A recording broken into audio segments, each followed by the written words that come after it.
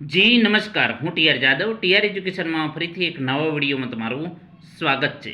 મિત્રો, આ વિડીયોમાં વાત કરીશું જીપીએસસી આરટીઓ એએમવીઆઈ એટલે કે આસિસ્ટન્ટ મોટર વ્હીકલ ઇન્સ્પેક્ટરની પરીક્ષાની તારીખમાં ફેરફાર થયો છે. મિત્રો, તમને ખ્યાલ પણ હશે અથવા તો નહીં પણ હોય. મિત્રો, તમારી તૈયારી સારી એવી ચાલુ છે.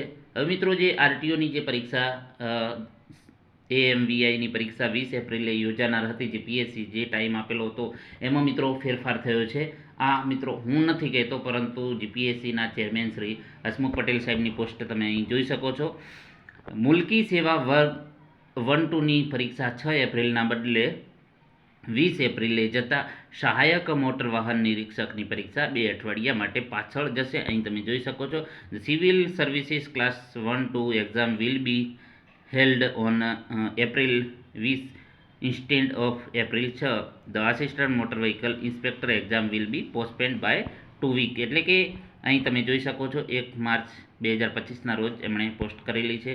તો 15 દિવસ તમારી પરીક્ષા પાછળ જશે, એટલે કે મેમાં તમારી પરીક્ષા યોજાશે જે આરટીઓ ઇન્સ્પેક્ટરની છે.